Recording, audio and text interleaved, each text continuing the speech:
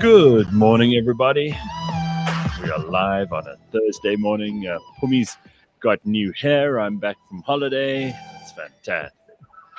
Where are you in the world, Phums? I'm in the office. Oh, you're in the office this morning. Okay. I'm in the office this morning because my internet's not working. So yesterday after the load shedding. No. Yeah. Oh And my this God. morning when I got here, the generator was on because it's load shedding. And then none of the house lights came on.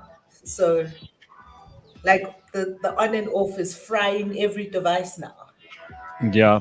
It's doing that to individual transmitters as well. And like some of these some of the boxes that they have in some neighborhoods are starting to fry as well because they can't be switched on and off the whole time, and now they're starting to take major strain. So it's a total collapse of the electricity network, and it's very, very bad. It's obviously extremely annoying. We're just waiting for Mbulelo, who is. Sorry? Like, you know how annoying it is? Not like literally nothing in my house works without the internet. So like no TV, nothing.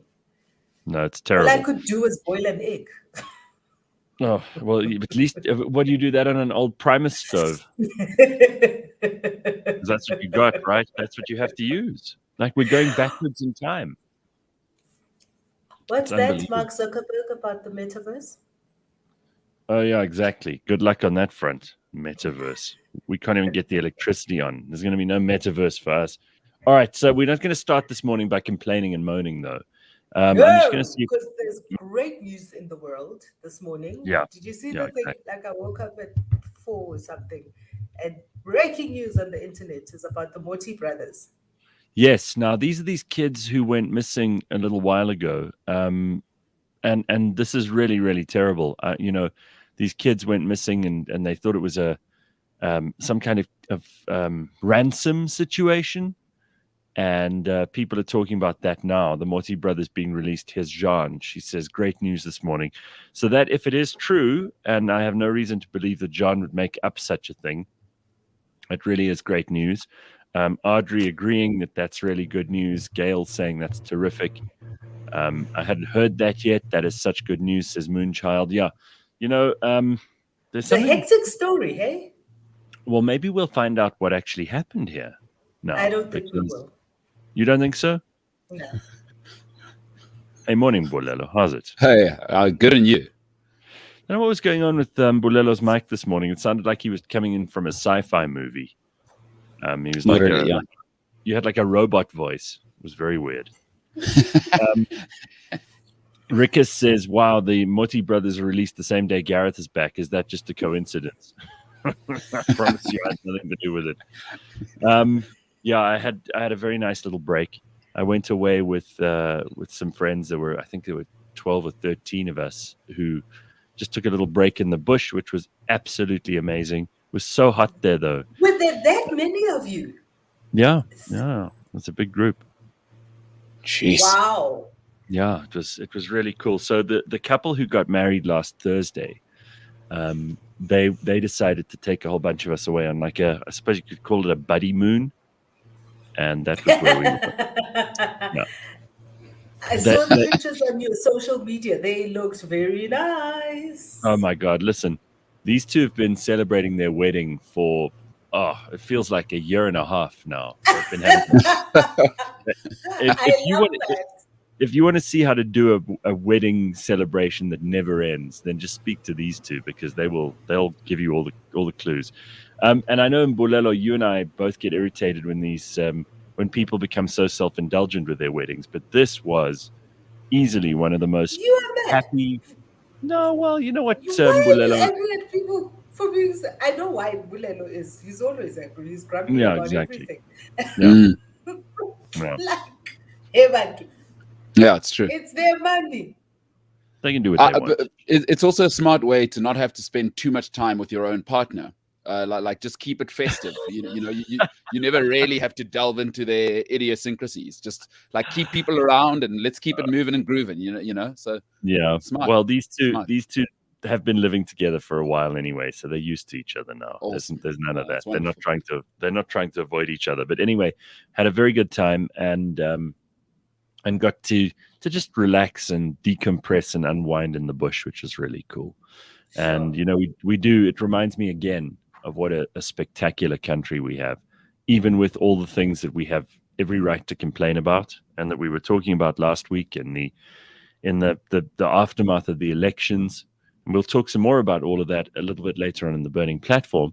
But there's still way more good than bad. And as I said to somebody just the other day, because they've been having a really tough time and not enjoying themselves and looking at kind of just starting again somewhere else. And I said to them, just write down a list of all the positive things about your life right now. And then write a little list of all the things that have really upset you and got in your way this year. And if the positive list is much longer than the negative list, then for God's sake, don't make an impulsive decision, And I hope for them that list is longer, because they don't have a horrible life here. They're just unhappy at the current circumstances. And you know what? You're allowed to be, but you shouldn't make bad decisions. So did you see anything exciting in the bush? I love going out into the bush because of like game drives and animals. And did you see anything exciting? There were quite a lot of birds on this trip. I saw some white-backed vultures and marabou storks and just very kind of odd and intriguing birds. I saw lots of crocodiles and hippos, some lion, and the usual stuff. We didn't see any cheetah or leopard or anything like that, but it was a really nice, I'm not the biggest game viewer in the world. I'm not like my brother or my parents who love that stuff. They absolutely love it. I'm not. I'm really not. Are you binoculars guy? Binoculars? No, but the one guy who was there, he and his girlfriend are massive birders, and definitely binocular people, birders. They had a telescope and binoculars. I know those people. Very professional. Do they have the Swarovski ones? I know you got to have this. Yeah, there's the Swarovski ones that you get that are just insane. Mbulelo, you were talking to someone who's a rank amateur at this, but we did we did wake up the one morning to the sound of the African fish eagle, which is probably the most beautiful sound in the whole world. And I mean, if you haven't heard that, then you need to go and look it up on YouTube, because that sound is so, you're like, okay, this is beautiful. This is where I'm meant to be. This is where you connect yourself back to nature and you plug right back in. And it felt very, very good. Anyway, I'm back and I'm ready to rock and roll. And we've got a fantastic show for you this morning, among other things, the Burning Platform. And I just want to say a big thank you to Mbulelo and the team for handling things while I was away. There is not one person who's complained. So that takes something, because this audience of mine, they moan like a mule when things aren't going their way. So thank you, guys. Thank you for keeping it together, and thank you to everybody who's sent very complimentary messages about Mbulelo and the team holding it together while I was away. So I might just go away a little bit more. You don't need to. Eventually, I will work my way into redundancy if it kills me. Carol says, while you were away, I commented on your Instagram pic and got a heart, followed by a seductive private message. Apparently, you had a hacker doing this. It was soon sorted out, though. Yeah. Actually, somebody sent me a couple of, well, not just one person, but a lot of people sent me screenshots of like fake accounts of mine that had been set up while I was away. So obviously, the hackers are busy on Instagram. So if you got any comments from me on Instagram, I promise you, I hardly even had signal out there, so I wouldn't have been busy. And it's definitely, there are at least 4 or 5 fake accounts that we're trying to shut down at the moment. But this doesn't happen just, when you're well known or you have 100,000 followers. It seems to be happening to a lot of people at the moment. Lots of those emails coming to people's email inboxes with like, you've just won £100,000, just send us your bank details, those kinds of things. So just be very careful. It's not just me. These guys are working extra hard to rob you of your money. and steal your identity. And just be extra careful not to click on links that come to you in the email. Make sure that first thing you do when you get a strange looking email or an email that seems too good to be true is go up to the email address, and if it's something from Gmail or Yahoo or some dot something that you don't know, for God's sake, just delete, Especially at this time of the year. This is the time of the year when they're busy, those guys. Their call center is busy. So and not if just you the didn't play ones, the lotto, you probably didn't win the lotto. right, exactly. And also just be careful, because generally it's that time of year where you got cash and transit heists and people are robbing shopping centers, and we know because of this useless government of ours that we've got close to 50% unemployment, and those people are desperate. And although most of them are not criminals, there are a small contingent of people who are, and who will do whatever they need to get hold of other people's stuff. So, please be careful online, be careful offline. As much as you want to celebrate and let go and release and have a nice relaxing time over the next month or two, you do have to be aware. Especially today, today is Singles Day, you know that, right? Oh, is it? Yes. Singles Day. What is Singles Day again? I don't remember this one. Singles Day, so essentially it was started by Jack Ma, but it is one of the biggest online shopping days in the world. Bigger than, it's online shopping, so it's bigger than Black Friday, but it's Singles Day. It's a day to celebrate your singledom. And a lot of people do lots of online shopping. But Pums, what does that There's mean? There's lots of specials everywhere. Yeah. Everyone's running some kind of digital. It's like all of them, like Mother's Day and Father's Day. It's a commercial, holiday to create commercial viability for businesses. So it's a day to spoil yourself. Like Valentine's Day, your lover spoils you. So Singles Day is the day to spoil yourself. If how you should spoil yourself? Show yourself love. In the current show economy. Show yourself some love. No, in this economy, you spoil yourself by not spending money. That's how you spoil yourself. That's the thing to do. That's true. True that. In good news, while you were gone, the party that I voted for is in play in my area /road. Yeah. So it's an excellent time for me. /road.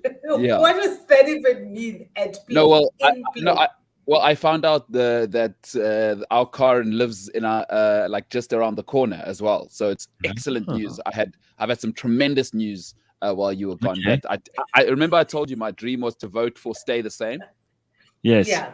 My dream came true. So we're in the mix, and it's just what a time to be alive.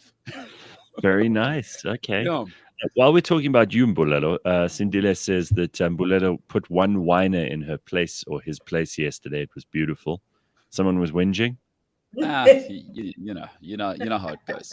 But because the world's all about one person, Michael says Mbulelo outed himself as being really competent. So now you can take leave without anxiety, Gareth. We missed you.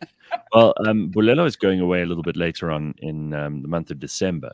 So we're all going to have to cope without him at that time. So that'll happen.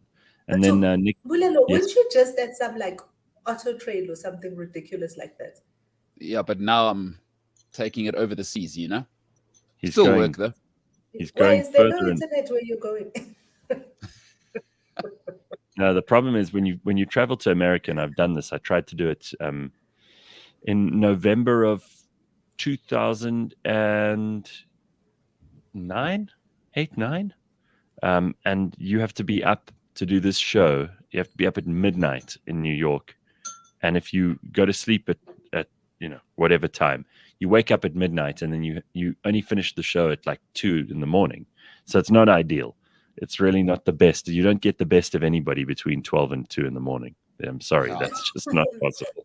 So that's the hottest time in any club. I think you get quite sure. A fantastic experience of everybody. You're not in a club. You're trying to keep quiet because you're in some hotel or something where the walls are thin and you're doing a show. It's ridiculous. And our schedule just got fixed. Sort of. I mean, by Friday we'll have it. Boy, oh boy, there's going to be no sleeping during the day. No, there's no like slacking and touring. It's going to be work. So we're looking forward to it. It'll be cool. We'll have some cool content. Awesome. Singles Day, according to Carl, is China's Black Friday. The revenue they generate on Alibaba alone outstrips Black Friday by many multiples. It's insane. Wow. So that's wow. It is, dude. Like, Singles Day is one of the most fascinating things to kind of read up on in the ecos world afterwards, because the amount of money, and it was started by Alibaba. They started it. 11th of November. Where is Jack Ma now? Because what didn't he get? Oh, okay. Well, is that not to be asked? We don't talk about it because he's disappeared. Chinese governments have just abducted him, and like the Muti brothers were abducted here. But the Muti brothers are back, so no, then we'll never get Jack Ma back. Yeah, it's pretty wild what they get away with in that part of the world. But then I'm really happy for the family. The Moti family, that these kids have been returned, but I wonder if we'll ever find out what happened there. What went on? I don't know. But speaking of how wild people can get away with some like seriously crazy things in other parts of the world, I've been reading this book called Kim Jong-il Production, and apparently there's a documentary. I have to find it. I have to find it now because yes. Kim Jong-il, North Korean dictator, right? The former one, the father of the father of the current. Yes. Abducted, like in the 80s. Oh yeah, Japanese movie stars. Yeah. A South Korean director and her ex-wife. Yes. But it's separate. Mind blowing. So when I first heard the story, I thought he just, a South Korean director. This guy was like one of the biggest, most famous directors in South Korea. This man didn't give a shit. Didn't give a shit. Just like abducted him, kept him in a solitary confinement for 2 years. And he wanted him to make movies for him. No. Yeah. That's what you do. Everybody knows, Phumi, if you really love something and you love someone, you just have to abduct them, and then they'll work for you for free. That's how it works. It's lovely. That's true. It's wonderful. My favorite story of the last couple of days, and I only heard about this yesterday, is a brothel in Vienna has offered customers 30 minutes with the lady of their choice if they get the vaccine. It's a fantastic story. Love it. Incentivize good behavior. Thank you. And people respond to incentives. And I will die on this hill. I know we live in a time now where everybody has to look like they just don't care about anyone being naked and it doesn't arouse anything in them.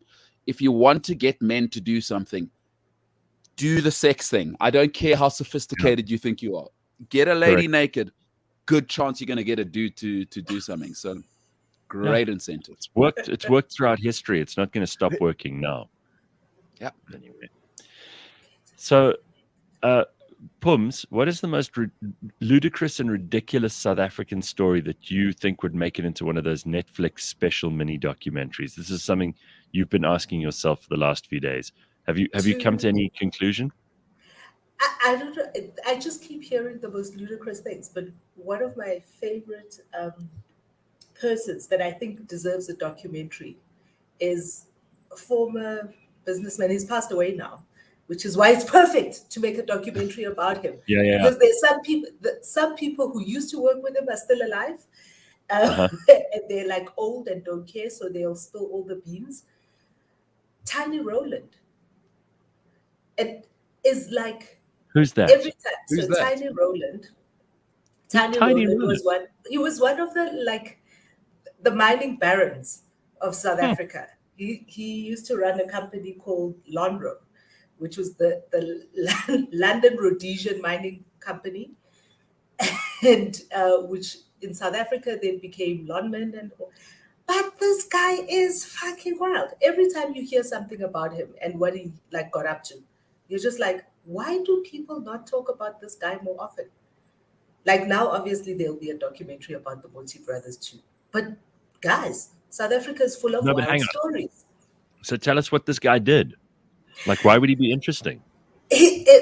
Everything about him is crazy. So in 1973, there was even a very famous, in Parliament in the UK, there was a whole hullabaloo about the goings on at Lonro, the things that he gets up to, this guy out here in What was South he? Africa. He Was was like he having even wild parties and wild what? parties. And his big ambition was creating a company, was to create so Lonro to become a company that owns properties and mining operations from Cape Town to Cairo. He was like bigger ambitions than he had bigger ambitions even than Cecil John Rhodes. And he would stop at bloody nothing, like capitalism gone insane. Really? Sounds interesting. And you say he died recently, or did he die a long time ago? No. So not very long ago. When did Tiny Rowland die? Not very long ago. But So was he a scamster, or was he just ruthless? both. Wow, Both. that's a whole nother level. Tiny Rowland. Okay, I've found like a little bit of a biography here. Says he's a died in 1998. High-profile British businessman, corporate raider, and chief executive of the Lonro conglomerate. Gained fame from a number of high-profile takeover bids, including his bid to take over Harrods. He was known for his complex business interests in Africa, his closeness to a number of African leaders, and his rumored cooperation with MI6 regarding post-colonial British foreign policy in Africa. Wow. Dude. Yeah. This is like that 6-part documentary that every time you like watch a new episode on Netflix, you're just like, this is crazy. This is real life. Well, I don't mean to spoil it for you, but he has already been in a mini series that they put together called the Mayfair Set by Adam Curtis, where he's profiled as a ruthless businessman jetting through Africa to take over British companies in former colonies. He was also said to have served as the model for the fictitious, ruthless British businessman Sir Edward Matheson, played by Stuart Granger in the movie The Wild Geese. Adam Curtis, I'm going to watch it because Adam Curtis is one of the greatest documentary makers of our time. So I will watch it now. This guy, I mean, he was like eating lunch with Idi Amin. He wasn't. All right. Okay.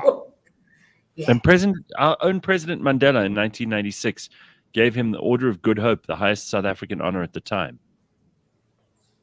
Jeez. Okay. This is this man. He also had an association with Muammar Gaddafi, the leader of Libya, and lots of other people, including, as you say, Idi Amin. So all right, I'm embarrassed to admit I didn't even know who this guy was. Me neither. Until this morning. Never heard his name. I feel like such an idiot, Pums. Dude. Tiny Rowland, huh?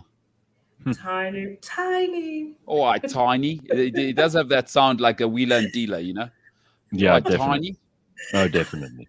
Yeah. He totally was. He totally was. And we need a document. You know, like those documentaries when you used to see the teacher at school coming out with the little TV, wheeling out the TV, and you're just like, yes. Yeah. This is the day. That's the kind of documentary you need. Just one with that dry voiceover. Well, there are these business magnates, and I've always thought it's better to be rich than to be famous. You know, these people absolutely. These people who've built these incredible luxury game lodges, for example. I mean, we drove past one on the way to the place we were staying at, which apparently, I don't know if it's true or not, belongs to Lakshmi Mittal, the guy from Mittal Steel. You know, that guy, now that's mega money because he basically owns all the iron and steel works in sub-Saharan Africa. I mean, he bought up Eskom, among other things. So the guy was no small player. And he's got this beautiful lodge perched up on a mountain that overlooks the rest of this reserve. I mean, it's magnificent. But you only hear these stories when you actually get driven around by someone who's worked there or who's known them or who knows whose house that is, for example. And I mean, even just coming into land at Grand Central Airport, flew over a number of those small holdings in that area, and you see how big some people's houses are, and you're like, wow, there are some very, very wealthy people in this country. I wonder what they did for that. Dude. Mm. Or even like Summer Place. You know Summer Place here in Sandton? That's right, in Sandhurst, yeah. Like, there's a story to be told. But I remember like when I went to school, right? So you'd go to school, and then some holidays I'd spend with my family, come home. But then some holidays, hey, you want to come visit my house? And I thought, oh, you know, my dad's starting to do quite well. We live on a golf course, not too bad. And then I'd go on holiday with some of the guys that I'd gone on holiday with, and we're landing at their house in a helicopter. Oh, yes. And it's a game farm. And then you drive out, and their cousin lives next door on another game farm where there's only buffalo because they can't mix the You go, whoa. I know, mega. And I mean, look, our president, he buys those very expensive buffaloes, which is why they call him the buffalo. And you know, he's also in South Africa. You reach a level of rich where people, and it's mostly men. It becomes a dick swinging contest. But you get to a certain level of rich where it's all about whether you own a wine farm or a game farm or both. So, dude, I went to a game farm just outside Modimolle in the Mpopo here.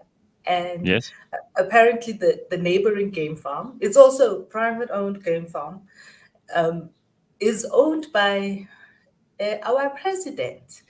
And I was like,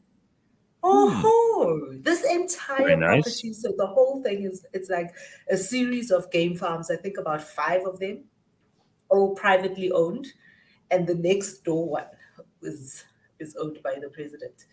And like, dude, awesome. Or even can we also have a documentary about those things?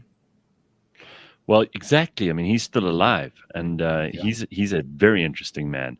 He is. That's a suggestion. That's a good suggestion. How about, I mean, Robin Badger says, Fundo, watch the True Crime South Africa podcast, a video series on YouTube. They have the full Funbrada axe murder story. You can also watch the actual trials on YouTube. See, that stuff is interesting. What is it called? I don't have to find that. Full Funbrada. Okay. South African True Crime. That's just search for South African True Crime. Zach says we need a documentary on Esther Mahlangu while she's alive. Yeah, that's a very good idea. Ruth First documentary would be a good idea, says Jean. That's also a good one. Oh, yeah, who's my man there? The pastor Bushiri. Would that count as a South African story? No. It's all very simple. Yeah. Is he just a douchebag? No. Gail says this story needs a 60-minute special. Police in Mpumalanga investigating a case of murder after a man allegedly stabbed his 33-year-old girlfriend to death and died before her body could be concealed. Ooh. What? He died? Oh, yeah. So, you know, you often have, when you go away with a group of friends, then people all start talking nonsense. And one of the things that they talk about is like, if you had to hide a body, where would you hide it? Which is always an interesting thing to come up. It's a bit grim, but it's always interesting. So there were a couple of good suggestions. Like some people said, well, you could just leave the carcass out in the wild. But the problem is eventually they'd find the bones, right? I mean, no animals can eat those bones, so it'll eventually be found. And the 2 best ways we got was the one I suggested, which is to put them in the smelter, where they smelt the metal, either in aluminium in Richards Bay. Because you drop a human body into a smelter, it's just going to vaporize. There's going to be nothing left. I mean, metal, like aluminium, 600 odd degrees. But if you're in an iron smelter, it's even hotter. It's like over 1,000 degrees. So it would burn off everything. There'd be nothing left. No teeth, nothing. Disintegrate everything. The other best suggestion was, and one of the guys said it's something that they used to do in London. Not something he used to do, but something the gangsters in London used to do in the early part of this century. Is whenever they were building a high-rise building, they would just drop the body into the concrete foundations, then, you know, I mean, they'll discover it maybe in like 100 to 100,000 years from now. Who knows? Because eventually, they'll replace the building and chop it out. But by then, all the perpetrators will be long gone. When was the restaurant here in Rosebank? There was that like Thai Vietnamese like restaurant, and the Yeah. guy that owned it, who's since disappeared, like he and his wife like went AWOL, but they found in the foundation of the house that they lived in the Huh. remains of a body. So when they were doing the new owners, I think, of that Yeah. house were kind of restyling the house or redecorating. And when they ripped up the floor, Yeah. dun dun dun, I the found it, remains huh? of a body. Wow. And then they disappeared. Then they just like left the country in a hurry. Then the restaurant was closed for a couple, and now the restaurant's gone. Sure, that I didn't know that. Jeez. Michael says, hide a body where Eskom keep their maintenance manual. It will never be discovered.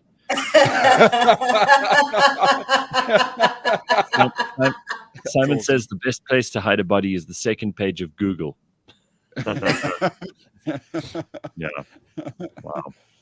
Yeah, that's You a could tricky also one. Eh? leave a body in a long-range shooting range, and police will think it's an accident. Yeah, but they're going to do the ballistics, and there's a way to find out.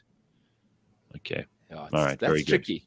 That's tricky Yeah, where to pretty leave a wacky. dead body. No.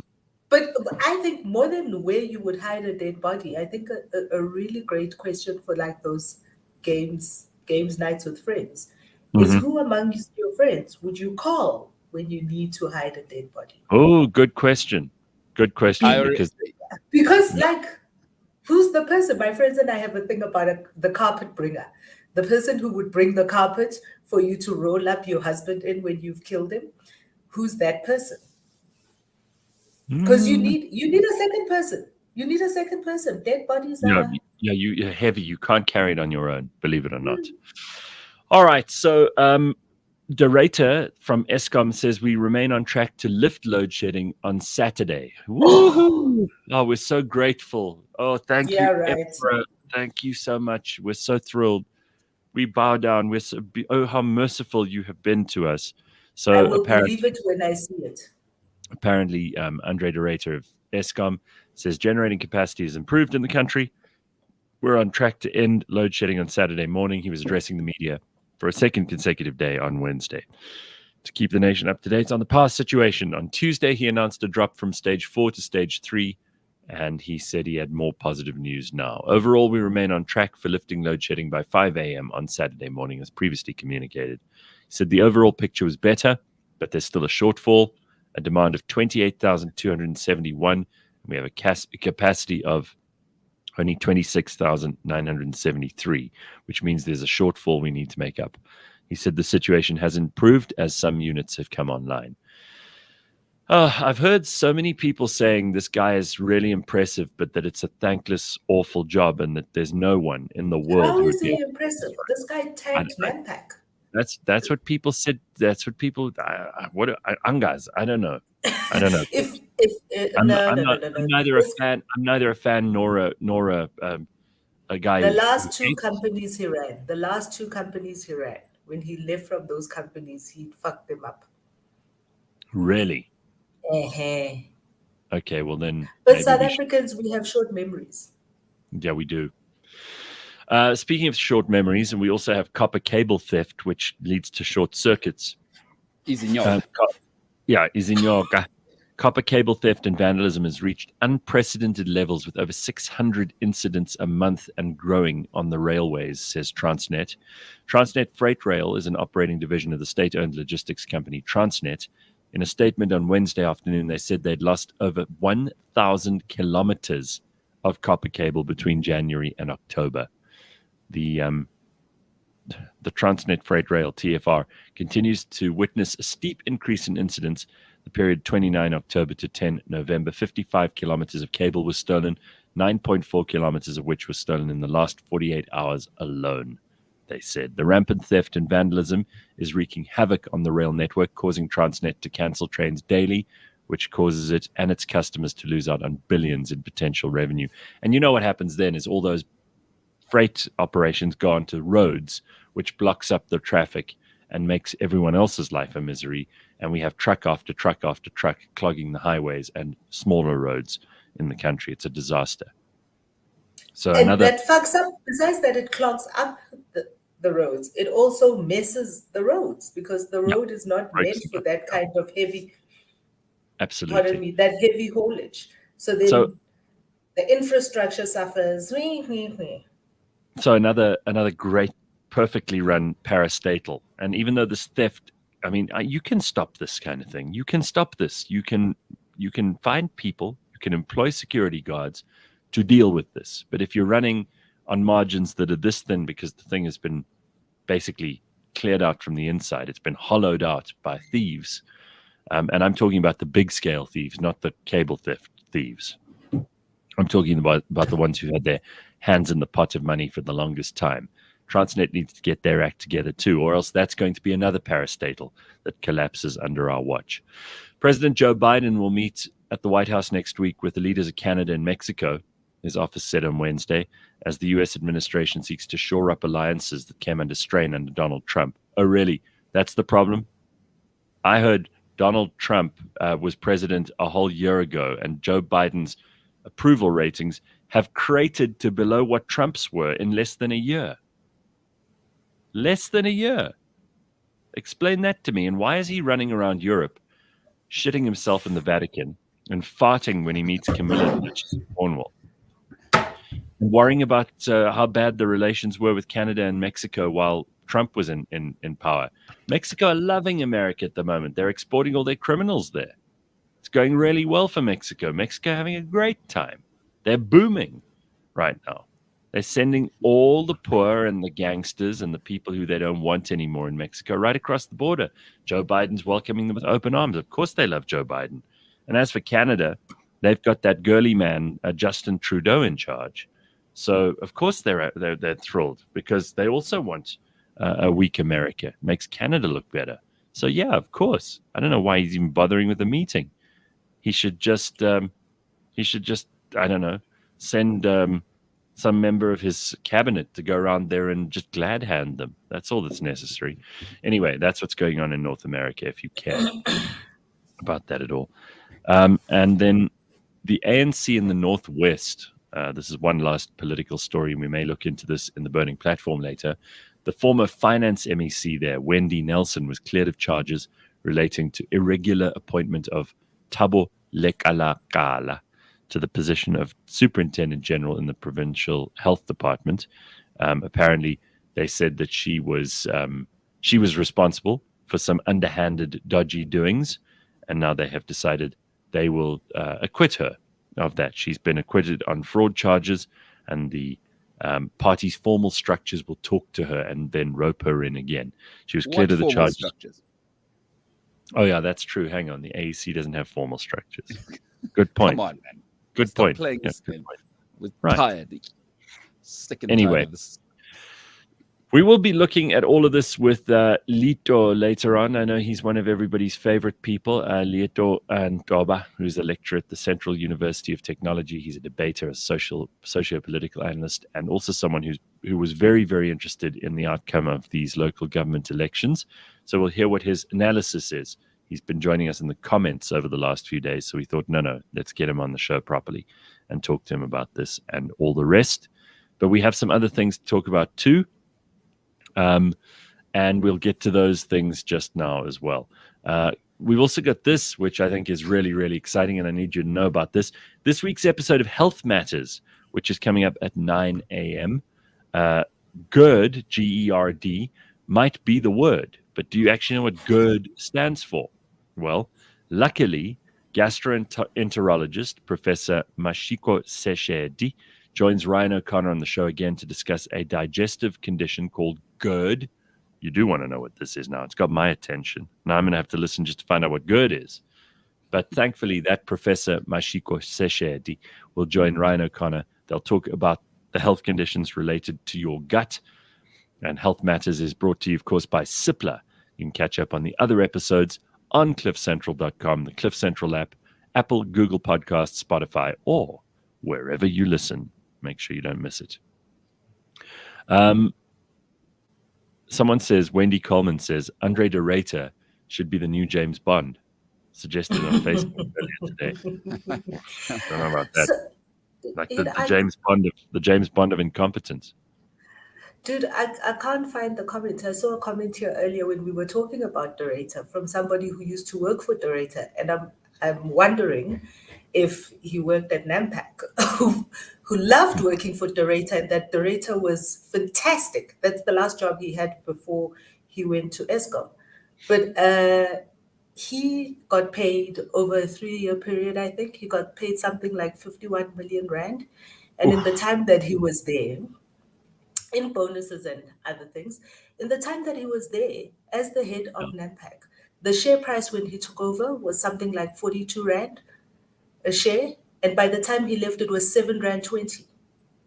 So I'm not sure if he was fantastic at his job.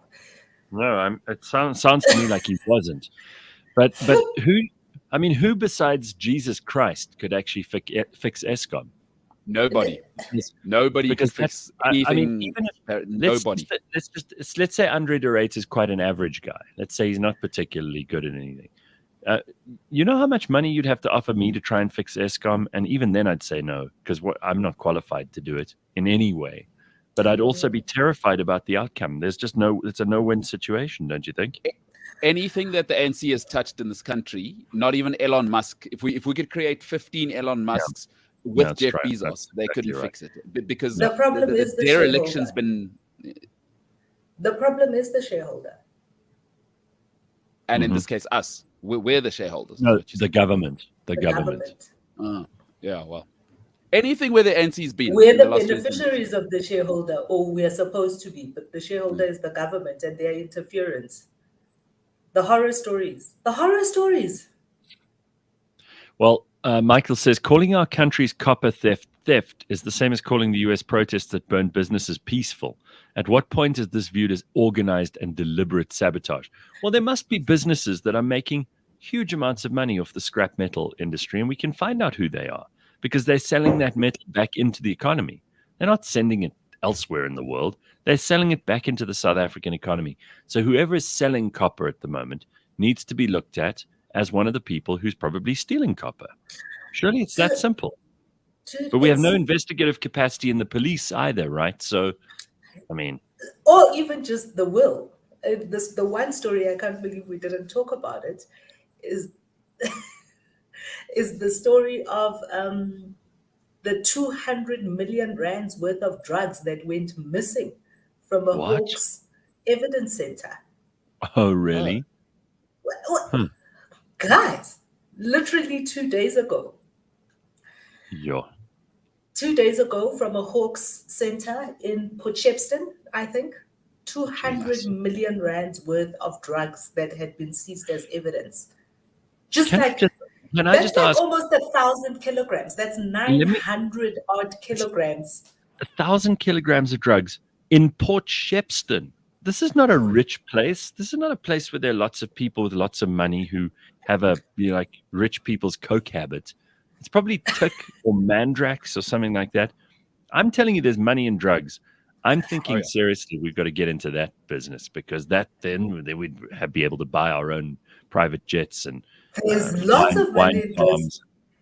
There's lots of money in drugs. There's like watch any one of the narco series on Netflix.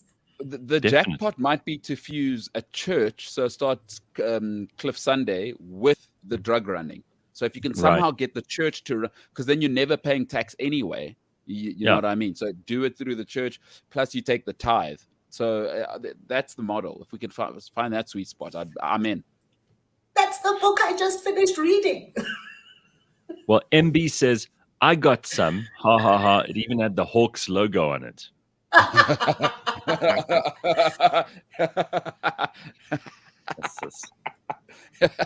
That's awesome. 541 kilograms of cocaine is apparently what it was. Jesus. 541 kilograms of cocaine. Where did you say? Potchefstroom, huh? Yeah, something. It's the place to run your drugs, though. That's the place to run your. Like you were saying, was it Kenton or where it's known for the like you can't run it through Santon. You know what I mean? Yeah. You have to do it Right. like Port Shepstone, where it's the sheep, the dog, and the farmer. So, wow. But like we were talking about how if you're gonna get rid of a body, you need a second person. Mhm. Like 500 kilograms, guys. 500 kilograms is like what? There's no way one Bags person. of cement. Yeah, Bags exactly. of cement. Yeah. Yes, You're not exactly. just, you're not just kind of like walking out with the blank bag full of. Mm-mm. It's an operation. You need like a truck or something. You need people to like pick it up. Where's the Sure. Why would anyone even be storing half a ton of cocaine in Port Shepstone? Well, it was apparently at a Hawks evidence center. Oh my God. So We've got to it get was it. also not just in a garage. It wasn't like in someone's garage. It was supposed to be. So I hate to keep this theme going this morning because I'm not enjoying talking about crime, and it drives me crazy to talk about crime because I think a lot of South Africans are just gut full of hearing these stories. But my brother ordered something from a courier, and ordered something, and the courier was delivered. The courier got hijacked yesterday. Oh yes, yes. Apparently, it's a big thing at the moment that these couriers now have to treat like the packages in their boot like a cash in transit heist vehicle would treat the cash in the back of the vehicle, because people are pulling over these couriers, and they're transporting laptops and God knows what else. So it's expensive stuff usually, and these guys are being hijacked. And apparently they shot this courier. Now that is awful. Obviously, a human life, you can't replace that. And no number of goods can ever amount to the kind of devastation that is wreaked by someone shooting a person to death for all their stuff in their courier van. But I didn't realize like couriering stuff around had become so dangerous. Please bring on the drones. Please bring on the drones, so that the criminals on the ground cannot intercept the drones. They can bring a package and drop it off in your front garden, and nobody has to be involved. Please, can we get to that ASAP? Hey, but this is South Africa, Gareth. Our guys will, They'll use flying a machine. Yeah, Later, Lapo. Yeah, no, we'll find a way. Oh, that is hectic. Who holds? So the liability there falls on who? Your brother or the? I don't know. On the courier company. On the courier company until it is delivered. Until you take delivery of it, it is still there. So just to be clear, he didn't order a laptop. No, I'm just saying hypothetically. Let's say he was getting a laptop. Correct, and this courier on the way to drop this item that I don't even know what it was that my brother ordered, he was hijacked and shot. Yeah. So, Jesus. I mean, this is, we need drones with guns on them to actually intercept and kill the criminals. That's what we need. We just need to start. Honestly, I mean, that's what we need. We need police that can do their job. It's a big problem, and we need to. All these Izinyoka, them is just as they see them work trying to steal the cables, them is just blitz them from the sky. Really, there's no way around this. These are not good people. They're not people who are interested in, they're not doing this to feed their families and all that crap. These are people who work for organized syndicates. And I'm afraid when you work for an organized syndicate, you've got to be prepared to be shot, because that's kind of the punishment that you're going to get if they catch you, and they should. Anyway, I mean, as Zach says, I've always said courier vehicles shouldn't be branded. Even when I do ID proposals for Apex clients, I advise them not to. That is very good advice, Zach. They shouldn't. Yes. I always said that even the cash and transit people, they shouldn't advertise that they should rather have a much larger team of small cars that are not branded, that are driven by old ladies. No one will know. I'm telling you. Driven by old ladies. I, for one, don't want more old ladies in cars on the road. Well, I'm just going to put that out there. we've got to find a way to make this work. It's big business ever since lockdown, says Ntogozo. Those guys are sitting ducks. There's no security. Oy, oy, oy, it's terrible. Jeez. Although, like, come up with the solutions you all want to come up with, as long as that solution does not include any more old people driving cars. Like, have you ever tried to find parking at Killarney? No, but Killarney is well known for being full of old people, so you mustn't go there. Oh, it's your fault for going to Killarney. Yeah, Yeah, sorry. but they're also the only ones that, listen, there's a real reason why I have to go there. It saves me on a whole lot of other things, but the stress and frustration of being behind some little old lady, like reversing. I'm No, just saying. Pums, you bring that upon yourself by going to Killarney. Sorry. There's no way. You couldn't pay me to go to Killarney for that exact reason. No way. There is no way. I need my life to happen. There are some shopping centers that you just know are full of old people. You stay the hell away from those places. Seriously, not good. I'm just saying, guys. Gail's now you want pointing those out, old people on the road. Gail's pointing out, yeah, but it's probably an inside job when these couriers get taken out. It probably is. Yeah, it probably is. I'd hate to, as we come to an end, I'd hate to leave without understanding the change of hair color with Phumi. Okay, let's go. Get a little commentary on that. What is go there for to it. understand? Just a new vibe. I mean, What is there to understand? Is it just a new Like vibe? hot girl summer. It's like hot girl Oh, is that summer. what it is? Hot girl summer. I love it. I like it. I like it, Phumi. Like, hot girl summer. Getting into it. You know. Love it. Hey, look at that. Listen to this. Came on in my office. This is cool. In South America, the cash and transit vans have 2 police on motorbikes at the front and 2 at the back. That's how I saw it. Oh, it's true. I saw that. Okay. So, I mean, if the politicians can constantly go around with 6 or 7 BMWs and a security truck, why can't the cash and transit guys roll like that? Like, why does one dickhead who does nothing for this country need 8 BMWs? Yet the money's just no one. There's no one. You're creating the perfect segue for our next segment, which is the burning platform. And Leeto will be joining us from Welkom, and we'll talk a little bit about the local and municipal elections, which we just finished up and that they've just finished tallying. We'll see what it means for South Africa, and we'll also take your questions and your comments on the YouTube. That's probably the best way to get us. Or you can comment at contact@cliffcentral.com.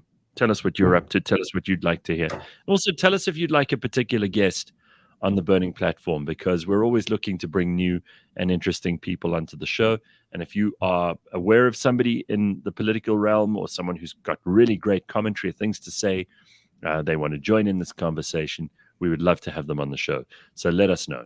Contact@cliffcentral.com. All of that and more on the way. It is 7 o'clock. This is your Thursday morning. Yo, I put it like wow. This that sound. These oaks don't work hard like me. I hope they know by now.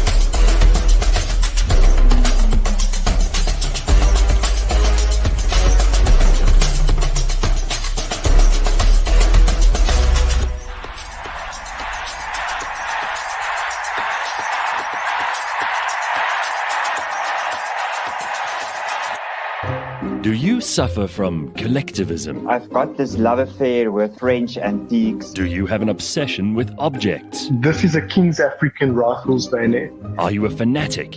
A devotee? Are you someone exhibiting enthusiasm or strong passion? I've got like 4 or 5 really big trunks in the garage that are full of my Christmas decoration collection. Cliff Central dispenses a weekly dose of collectomania. Join me as I talk to compulsive collectors. Fascinating. Then you get the limited editions that were like 100 made worldwide. Possibly a little weird. So I have a collection of collections. Collectomania, Mondays on the Gareth Cliff Show. Brought to you by SA Gold Coin Exchange and The Scoin Shop. Right, it is time for the Burning Platform, which is brought to you by cliffcentral.com every Thursday morning, and we're thrilled to have the team that was here just before all the local and government elections back, and I'm very pleased to welcome again Leeto Nthoba. How are you, Leeto? Nice to see you. I'm good, thank you. And how are you? Good, man. Have you got electricity this morning? Because we all this is a new game we play with each other. Is everybody's opening salvo is, have you got electricity today? Are you on load shedding at the moment? Because that's what everybody's talking about. You are asking if the town that owes Eskom 5 billion rand has electricity. Well, I think you've already answered that part. So yes, we'll take your word for it. First of all, how are things in Welkom? I mean, I know we've taken the piss and we laugh, but it's really not funny what you guys are going through there. And you always make a point to say that you're going to stick it out. You're going to keep going because you have students in Welkom at the university that you lecture. You're not giving up on them. But did the local and municipal elections deliver anything of value to the people of your municipality at all? No, nothing at all. What amazed me was one thing, right? That the African National Congress actually counted on a low voter turnout. So if they went to a voting station and they found low voter turnout, they actually started celebrating. They said, we're winning this one. So they knew, like there's a voting district that had 63 votes. 63. So they knew that if they get a low voter turnout, ANC members who are dedicated to the cause, who are probably thinking they're going to benefit from some kind of nepotism, are just going to vote for them, right? And then they lost one ward, like the ward in front of my house. No one went to go vote in that ward, but that ward is adjacent to a highly white area, which is going to vote DA. That part of the ward voted DA, ANC lost. Now everybody there is speculating whether or not the councillor is white. Nobody knows what the councillor looks like. So it shows you, one, how bad the parties were at campaigning, but then secondly, it shows you how disinterested people are about the whole political system. Like everybody is speculating whether or not our councillor white, but nobody actually bothers to go and check. Nobody bothers to ask the DA. Nobody bothers to do anything. But I think the worst outcome of this election for me and for everyone in Welkom, like in the realest sense, is that the ANC is bringing a man. So you remember I told you about the guy who brought guns to an ANC meeting? Like there were 2 guys with guns. So that guy apparently was vying to be mayor. So I did a little digging into the guy, and homeboy was last in school in grade 3. He can't read, he can't write. Oh He's going to be mayor. But Oy. didn't we watch Uncle Gwede on the news the other day? You're going to believe Gwede. Saying that the ANC mayors that have to have some kind of degree. So not in Welkom? Okay. You're going to believe Gwede. Yeah, but I've learned not to believe these people because they said they've said so many things to our people. Yeah. I have a question though. So there was a low voter turnout, and some of the wards went to the DA, and a lot of wards went to the ANC. But where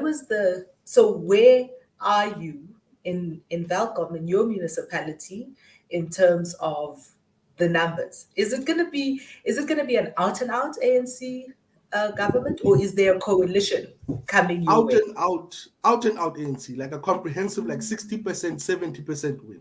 Oh wow! Because, Can I just ask? Yeah. Sorry, another question before we move on from this, because I know this is really the very specific politics of Welkom, which many of the people who are listening to us couldn't care less about, even though I think it's a microcosm of the rest of South Africa in some ways. And I'm curious about, like, you guys are all busy debating whether or not the council is white or not. That sounds like we're stuck in something. It bothers me. Would it matter if the councillor was white or not? What's that all about? In Welkom, it does. In these places, it becomes very, very important. Like, the guy who was running to if it's a black person, what does it mean? And if it's a white person, what does it mean? I need to understand. So, in Welkom, there's still a big black-white divide. Like, there are stores where you're told on Sunday it's white people who go there. On this day, you can. Who tells you that? Oh no, it's a sort of a known thing. So it's not a blacks only or whites only board outside, but on a Sunday morning till Sunday afternoon, and Saturday afternoon, Pick and Pay, for instance, is just white in Welkom, just white. Yes, there's certain. Oh yeah, remember we have poor whites. We don't have rich whites. Everyone here is poor, right? So there are. And so when you look at the elections, when you look at the DA, Freedom Front Plus, everywhere, no white mayoral candidate came to this side of town. And literally there is a side of town. I can point to you to the direction where the colored side of town is, where Caitlin McKenzie went and campaigned only. There is a white side of town where the DA, Freedom Front, campaigns only. There's a black side of town where the ANC and everyone who breaks away from the ANC tries to campaign. So everyone who's in the EFF, who's in COPE, who's in any other party, was just fired from the ANC. And so it's amazing. So this is HF Verwoerd's great dream has been totally achieved in Welkom. That's what we can draw from. So Verwoerd's apartheid policies have come to perfect fruition in a place like Welkom. In the whole of the Free State. Like, during COVID, in the start of COVID, I think it was in Hoopstad, one of the small towns relative to Welkom. The police station manager, because now the town and the township literally had a gate in between it. And so you can still see the remnants of the gate to this day. And so what the station commander did was, during COVID, took a bunch of white guys with guns and herself, went to where the gate was and stood there and said, "It's time for the white people to shop, you wait." So here the race thing is still a race thing. Here you could hear the odd K word coming your way if you step in the wrong direction or are in the wrong neighborhood. My God. Wow. It's so great there. It's just so, it's such a warm and accommodating place. Does nobody, you talk about the colored, black, white side of town. Does nobody aspire to move into other sides of town? So all of the people that you talk, the ones who are the beneficiaries of all this patronage, by the way, all the parts do they not move to the other parts of town? Phumi, Leeto just said, like, all of it is shit. Like, you don't. Yeah, I get that. There are no rich people. Like, Welkom is just all shit. So it doesn't matter whether you live in the black or colored or white part of town. They're all equally shit. I hear that and I understand that. My question, though, remains. Is it there are no aspirations? So all the people who are the beneficiaries of the patronage that we keep talking about, so the people who do get the good jobs and they don't aspire to disrupt the status quo? Okay, so I'm going to depress you just a little bit more this morning. So here's what happens. You now are an ANC politician and I have a little bit more money than everyone else, right? I moved to a white area, Jimfashire Park, for instance. It's one of the affluent white areas, right? Okay. The little place left with whatever businessmen we have left live in Jimfashire Park. Right. The problem is when you go to that neighborhood, you still become the black guy in the white neighborhood. So you must still live with that discomfort. If I go and live in Bronville, I'll still be the black guy in Bronville. So you don't become part of the community just because you live there. But here's the depressing part. So let's take the ANC politician that Leeto has just become, right? The problem is the people in the RDP houses are so poor that they are starting to prostitute their daughters. Apparently, it's been something that's going on for the past 5 or 6 years. So guess what the politicians do? He goes, because apparently they have defunct marriages like the majority of them. They go to these RDP houses, sleep with either the child and the mother, and then leave them with groceries. So even if they do move to these so-called aspirational areas, the only way to feel rich is to come to the very, very poor people and feel rich among them. That's how you feel good about yourself after doing the really indecent things that politicians do anyway. So they do more indecency at night. I don't even know what to say to that. When I thought that they'd reached rock bottom and they couldn't carry on, they keep digging. Yeah, I mean, so last point about Welkom, and I think we should just move on. Politicians here, when there's an RDP house, like when the RDP houses are getting built, they will claim 10 to 20 RDP houses and hire them out to people. Yeah. And then they'll make rent on that. Who are the people who pay them the rent? Are these it's usually the illegal miners who are right. usually foreigners from the Zamazamas. Zimbabwe, yeah. And so they come back, they really need inconspicuous housing. And in these communities with the RDP houses, if you have a little money and you help out your neighbors, you won't get robbed. So what's been happening with Zamazamas is that they've been getting robbed like really hard, because in Welkom, you go in like into the mine for like 6-7 months. So you come back, you have to come out at night because your eyes are shot, your skin is sensitive to light. And so you have to come out at night. Wherever you're going to live, they have to blacken the windows. That's where the robbers know where to go. If they see the windows have like black plastic bags on top of them, they know there's a Samazama who can't see in there. So if you go in the afternoon and break a door open, he's basically defenseless. They go, torture you with hammers and beat you to a pulp and then take your money and leave. Good Lord. But if you're living with poorer people that you help, they would come to your rescue if you're being robbed. As Jim says, Welkom is basically Middle Earth. It sounds charming. I mean, that it really does sound like hell on earth. Rudy says he's surprised. Sorry, it's Black Oxymoron. Gareth, why do you sound so shocked? The south coast of Durban is similar, but not as bad. Even here in Joburg, it's the same. It's more about class than race. Well, that's an interesting point. Are we reaching a stage now in some parts of the country where they've transcended the race issue that Leeto has just explained to us, and we're moving into a class issue where what Phumi saying is like aspiration means moving into a better neighborhood, where you have services, where the politicians are actually still maintaining some kind of level of service delivery. Is that what we're getting to?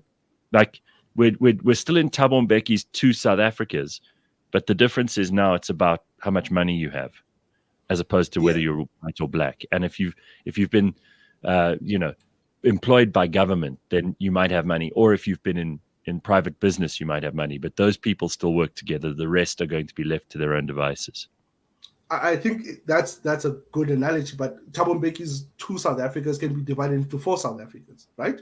Okay, First of all, there are 2 South Africas in the sense that there is the sort of Johannesburg, Durban, Cape Town, and then these smaller towns like the Welkoms and whatever's, right? So in the Johannesburgs and the Durbans, the race thing isn't as prevalent because I can have money in Johannesburg. I can be just as rich as Gareth. And so our misery with the electricity crisis can be shared with a big generator or solar panels, right? Our water crisis can be alleviated by a borehole. And so now it's a class thing, right? It's we on this side of the line who live in Sandton are going to make sure we live better, and then we build a little fence around our Sandton, right? The ones in Alexandra, they will live their lives there, and we'll feel sorry for them, and maybe toss a coin to them when they're helping us park our cars, and we'll feel better about ourselves, right? But then on the other side, in these smaller towns, the two South Africas had never changed. There was never an incentive to move from the apartheid system of doing things.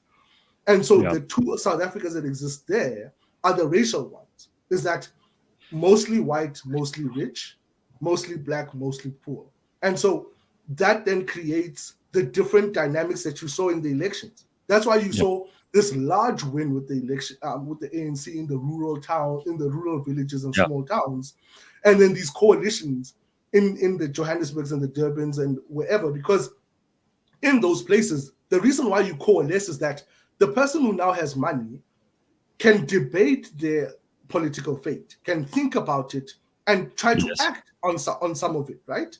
And so the ANC there gets a challenge because you can no longer say, oh, better life for all, building better municipalities and people will clap hands, right?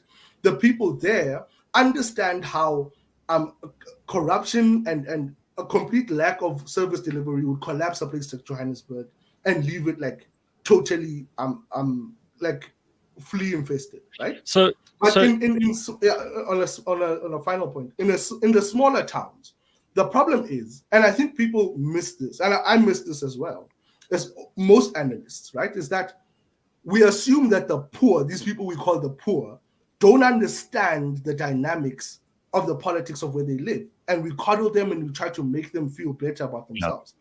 Correct. Poor people understand exactly what's happening. So when the ANC comes and threatens you and says, oh, if you vote for the DA, if you vote for them, these others, we are going to take your RDP house. You're going to give us your SASSA card back. That's literally what they said. Give us the SASSA card back. It's direct threats. I mean, it's what it's come down to. It's like direct threats to their well-being. I think also the direct threat, the problem is that direct threat is understood differently by poor people, because poor people in Welkom understand it differently, that they are complicit in the corruption, right?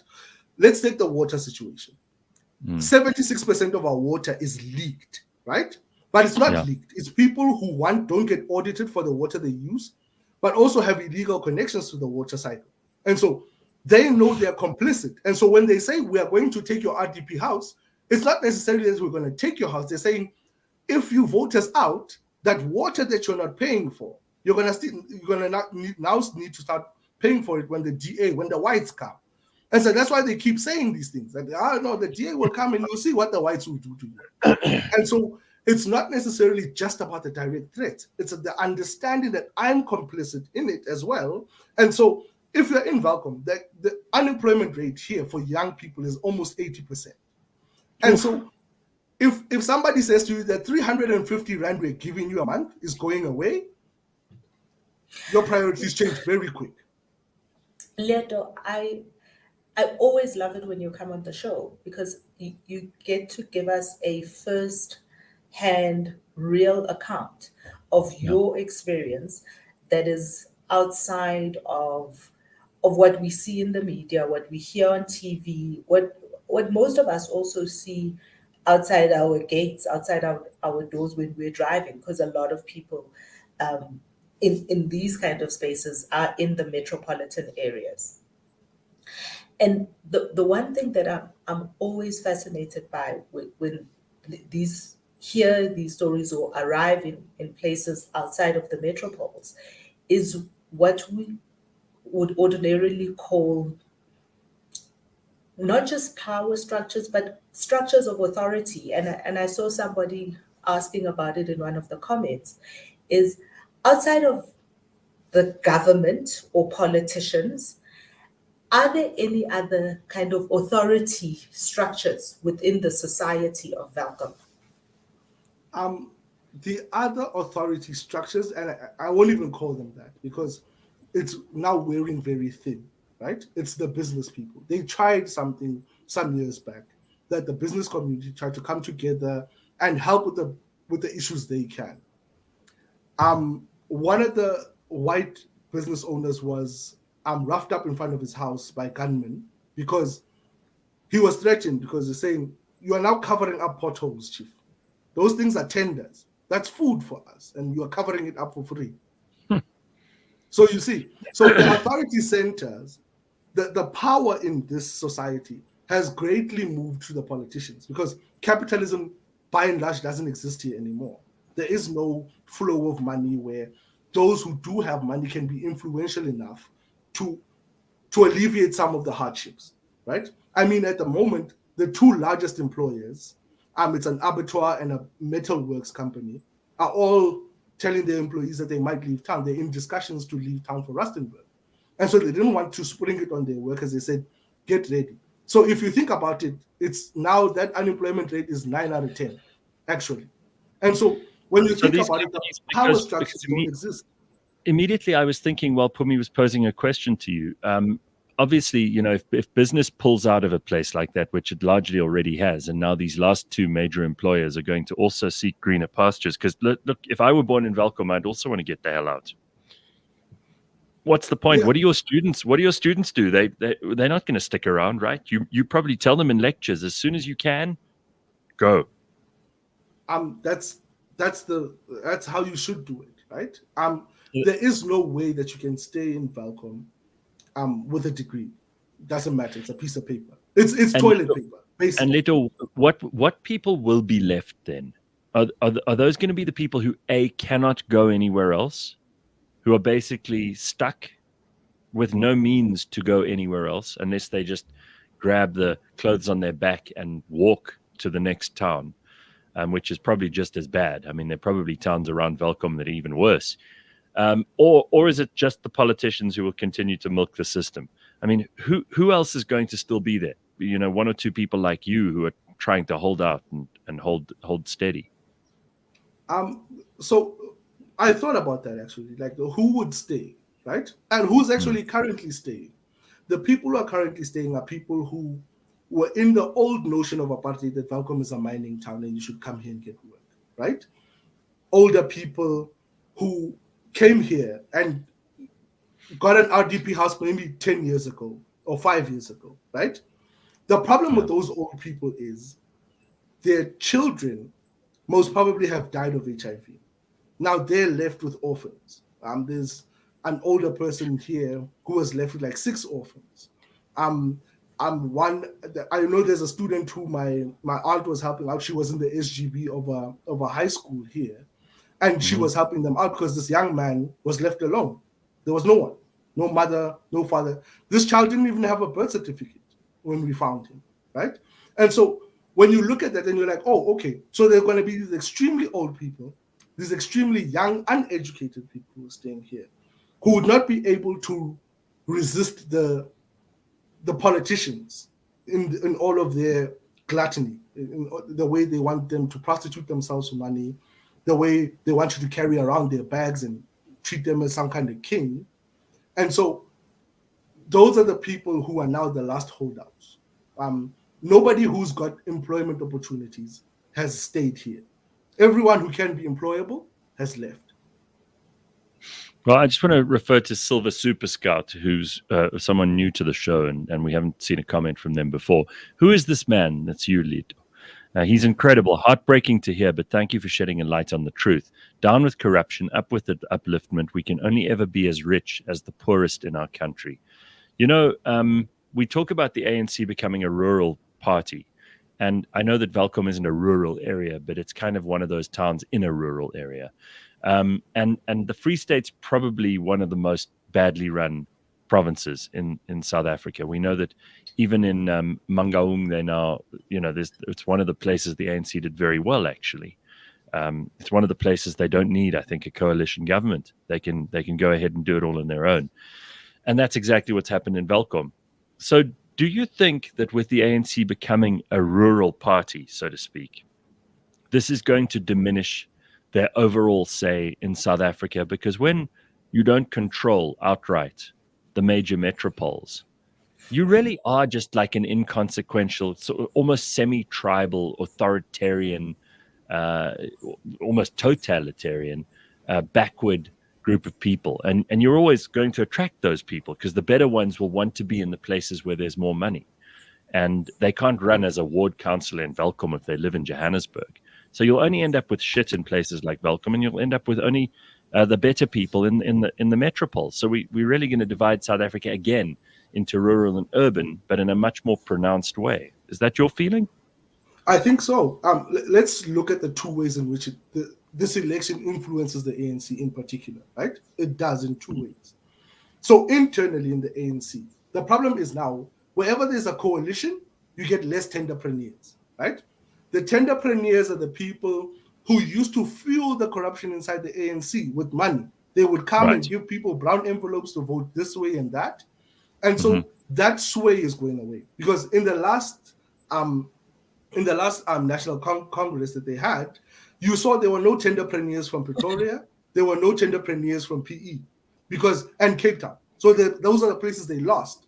So wherever they are not going to have a coalition going, that's less money for the ANC in the long run, right? For the corruption that they take on, right? These hyperinflated prices for like shoe polish and other stupid things like that. Right. So they can't abuse the supply chain side of things. Now, when it comes to these small towns and rural areas, they've already drained them, right? These places are in so much debt. I mean, one of the municipalities in the Northwest got dissolved. Like literally, national and provincial government looked at the municipality and said, there's no use of this being a municipality. It's just a building, literally.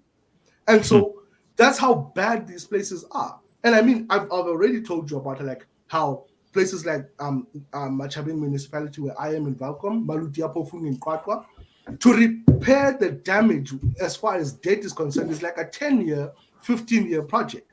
And so no ANC cadre right now has the capabilities or even the knowledge base to think about things 15 years into the future. They're just trying to get money and food for them and their children now. Now, the big problem is the tenderpreneurs that come from here are going to be from maintenance tenders. Fix this light and scrape up this field. It's not going to be the hundreds of millions we've been seeing. And so what happens then is that it's going to put more pressure on the ANC. But then so externally, I think the ANC would have a small breath of fresh air, right? But then I think Cyril and his cohort are going to now push forward their agenda in a way that is where they can still steal money. Because I looked at the appointments for the NYDA, which is the great bastion of being looted. Yes. So I took the example of two people there, right? Who one was in the hearings, Lukhanya Mnguni. He actually was interviewed live on TV. And the other one is a gentleman called Avela. He was the SASCO chairperson in the Free State. He literally collapsed SASCO. I don't understand how you collapse a structure that has a steady stream of students going to it, right? But he did. He was on the CR17 bank statements. He was getting money from Cyril Ramaphosa. He was chosen above Lukhanya Mnguni. Lukhanya has 3 degrees. He's got a one in youth development. He's got an honors in African studies, and he's got a master's. So this guy could have been able to steer the NYDA in the direction. I'm sorry, those degrees are all in bullshit subjects that nobody cares about.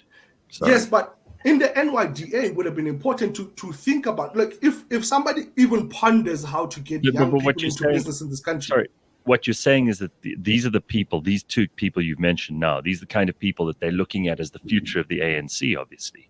No, so Lukhanya Mnguni is independent of the ANC. Oh, right? okay. He's the young black person who has some kind of degrees. Avela is the guy from SASCO with no degrees, right? He's the ANC member who basically stepped into the NYDA because he's got a membership card. And so if you were going to give me a choice, the guy who's got some kind of entrepreneurial study base to ponder the problems of young black people and how we could get them into business. Because we're no longer going to ask young black people to get employed anymore. It's almost impossible to do that. They must start creating their own businesses. But then you choose a guy who fits the mold of the people who have literally been sucking the blood out of the NYDA. This kind of person who would bring people from China to dance on the stage and give them 100 million rand. Jesus. I don't know. Phumi, what do you say to all of this? Because it sounds, I mean, now this is probably one of the most depressing and realistic conversations we've had about what's going on in parts of South Africa like Welkom. Because in the suburbs and in the cities, even in the townships within the cities, it's not as bad as this anywhere. So I am overwhelmed this morning. I'm overwhelmed by this conversation because even though you know it and you see it, and I'm struggling to keep it together, and at the risk of losing my street cred on this show.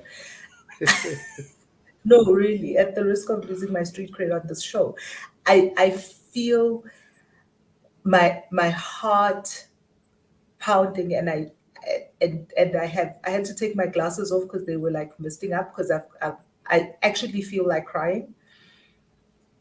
And there are so many things that are being laid bare, because one of the things about this conversation, Leeto, is not just, and even as a big believer of we have to kind of stand up and fight. We have to be that rear guard. And a couple of days ago, I saw a thing with I saw a thing with Jacob Zuma saying that people must revolt, and I think we're there, right? I think in places like Welkom, we're there. And people, unfortunately, the thing about not showing up to vote is the fact that there are so many people who don't absolutely take into consideration why they must show up and vote, why it is important to show up and vote. But the other side of that coin, hold on, Gareth. Sounds like you've got no one in Welkom to vote for. That's what I was going to say, because the other side of that coin is the fact that there are people who sit in positions of being able to change these things. All the political parties are complicit. But not equally. No, it doesn't have to be equal. But they're all complicit. Yeah. They're all complicit in not showing up, even as an opposition, in not showing up as a viable option for the people, in not having the conversations, in not bringing people over to their side. They are complicit. Yeah, not even just bringing people to their side. I think we love how an opposition could corral people to their side, right? As an opposition, all you have to do is to inform us. The week before the election, when we had 10 days without water in this town, because we owe everyone everything, right? Yeah.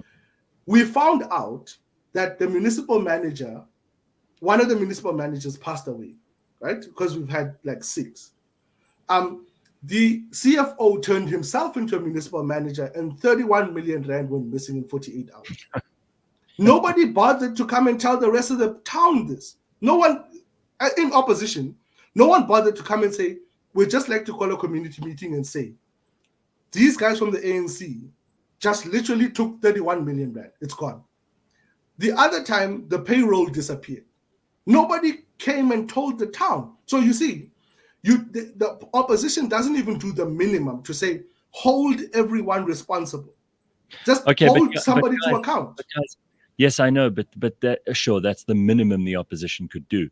But it sounds to me like they're going to be treated with disdain anyway in most of these areas. I mean, a lot of what we're saying here sounds almost like a rabbi talking to the Jewish people in 1939 saying, it's going to be okay. These Nazis are bad people, but if we just stick together, if we just hold our heads high, you just don't go and vote, or do go and vote. That's what it sounds like to me. It'll all be fine. It's not going to be fine. And the ANC, the ANC in these municipalities has more than the lion's share of the blame. We can't now go and say, oh well, it's the opposition's fault, whether they are the EFF or the DA or the Freedom Front Plus or whoever. Those guys don't have. What do you think they're going to just pitch up? I mean, you even said, Leeto, there were people running around with guns at these rallies. What's the benefit for a person who's standing in a ward where they're going to get like 2% of the vote anyway, standing up on a soapbox and saying, we must stand up against the ANC when there's a chance they could be shot, when there's a chance the community aren't even going to pitch up to vote for them? What's the point? so the week leading up to the election, I wouldn't do it. Would you do it? I did it. I was giving out information about the municipality, and I got death threats, right?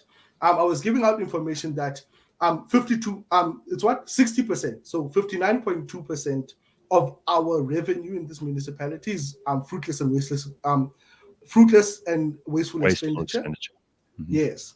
I was showing people all of this information, and I got death threats. But I told them, people were following me around, taking pictures of me and posting like on burner accounts on Facebook and Twitter, saying all these strange things. And I said, if you're gonna kill me, then come kill me. If you're gonna kill me for truth, then fine.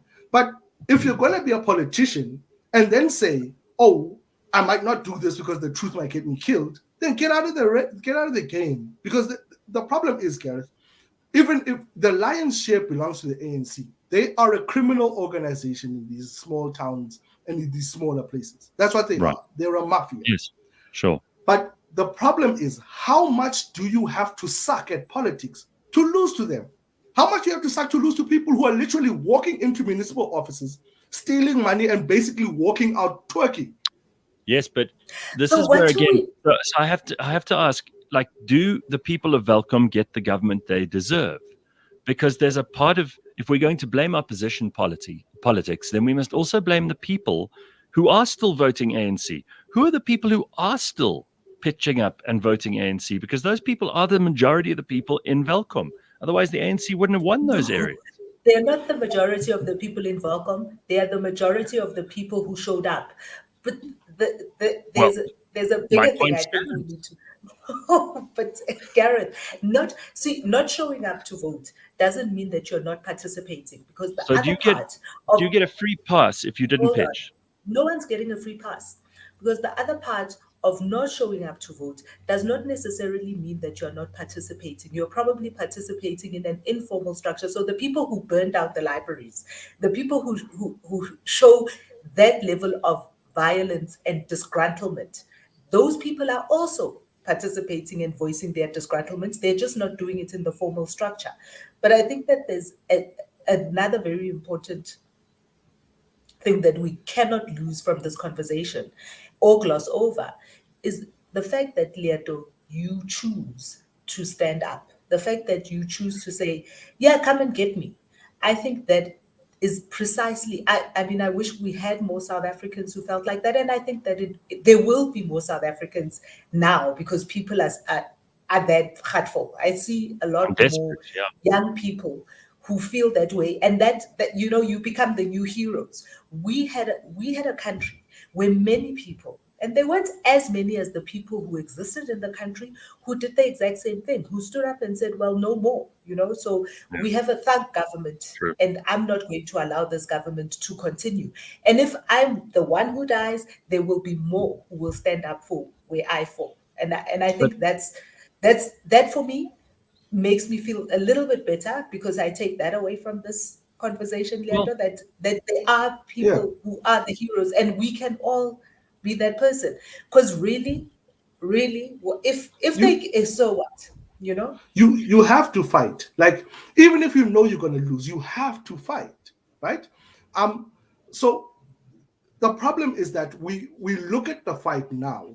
We are in an analysis sort of society now. We analyze things before we get into them and see our chances, right? But the problem is that the irrational space that is the political party system of South Africa is one where you are going to lose inevitably. But we have to fight, because without that fight, we're now complicit, right? Because if we don't fight, it means we're just nodding along. So I remember like 2 weeks ago, so after the ANC won, there are these people who so the biggest way I've learned on how to swindle money from the government is to host events, like these big party events, and call celebrities from Johannesburg. And so what you do is they would double invoice. So let's say the show is going to cost R1 million, they double invoice and it becomes R2 million, right? And so that's how the politicians get their kickbacks. So right after the ANC won, one of the big people who do that here put out a poster that night. Says, no, on the 18th of December, we're hosting an event. We're going to tell you the details later. The equitable share, the 600 million we get to try and help us out with our problems, would actually get into the municipal bank account on the 3rd of December. So they literally have counted 15 days after we get whatever little money is coming from the national government. They're already sharing that out. I had to put that out there. Yes, his people did come around my house and camp out in a car, but I don't care. Leeto, I agree with Phumi. Like, thank God you're doing what you're doing here. And it's a hard and it's unrewarding in every way, because you're just trying to do what you can do, and you're not going to solve all the problems on your own.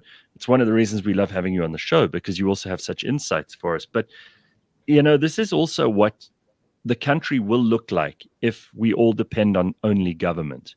And I think what's really important here is to look at the whole society, the businesses, the churches, the heavy industry, whatever's left of it in Welkom, society, whatever that means in Welkom, whether it's disintegrated and fractured or it isn't, and look at this and say, well, if you rely only on the government, and the government is the deciding factor between who gets, who doesn't, what happens, what doesn't, where money goes, where it doesn't, then this is what you get. This is what happens when you look at the state as being the sole and complete responsibility vehicle for everything.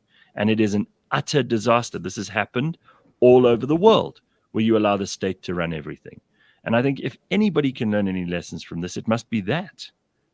I just think, if we can move on, because as much as this is fascinating, I think for many people it's also very, very depressing. I want to look quickly at the other depressing story we've got. The moment this electricity one, and Phumi brought up earlier that this Andre de Ruyter doesn't necessarily have the most stellar record in businesses that he was involved in before. But we all agreed before you came on, Leeto, that the shareholder is the problem here as well. Again, the state. Why is it that we still have, despite so many examples, and examples that people are living in, like you are right now, of the state being incapable of delivering on the promises that they put out at election time? Why do we have so many people who still believe that the best way to make an equitable society is to let the politicians help us get there?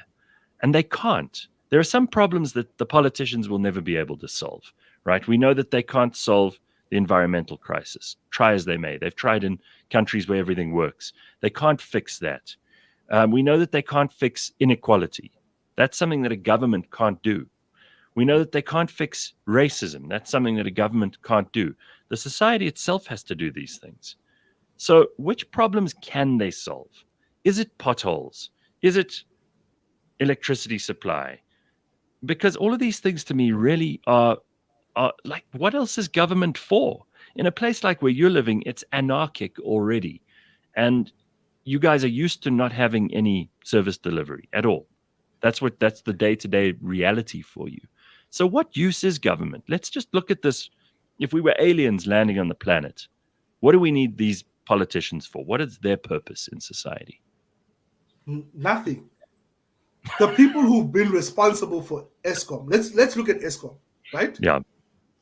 In government, none of them have been engineers, right? In national government. Right. Eskom is an engineering problem. Mm-hmm. More than it is a financial problem, it's an engineering problem. The engineering around Eskom is wrong, because we're using engineering from apartheid to fix the post-apartheid problems. So the engineering is wrong. So where are the engineers? So the problem is the politicians of this country have the biggest soapbox. They have the only soapbox, because you've never heard of any engineer coming forward outside of the ones who are politically connected. You don't hear anyone outside of Matsela Koko talking, right?